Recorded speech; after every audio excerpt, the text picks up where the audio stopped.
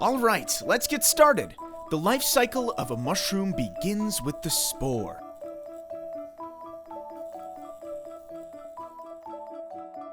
They float along until they can find somewhere with favorable conditions, and if they do, the spores germinate. Then comes the mycelium. Now, the mycelium are essentially the roots of the mushroom. They grow down into the earth. They take nutrients from their surroundings and start to grow. They fight off all kinds of predators, kind of like the immune system of the mushroom. It condenses into a hyphal knot. The hyphal knot breaks through the earth, which then develops into primordia. Aw, baby mushroom, that's cute. Oh, sorry. Okay, moving on. The mushroom organism produces loads of enzymes to optimize the constituents of the mycelium and the developing fruit body. The growing organism channels all its energy and nutrients to develop the fruit body, which will then produce spores. Remember those guys?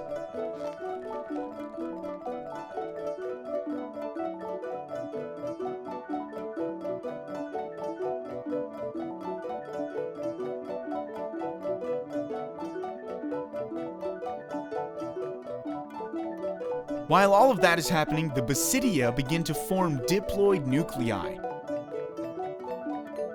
The nuclei then undergoes meiosis.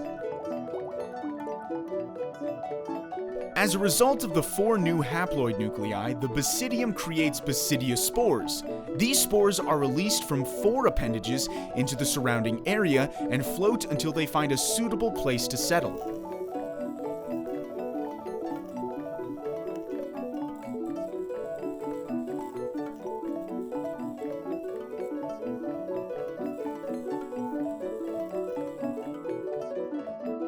Whoa, that's a lot of fun, guy.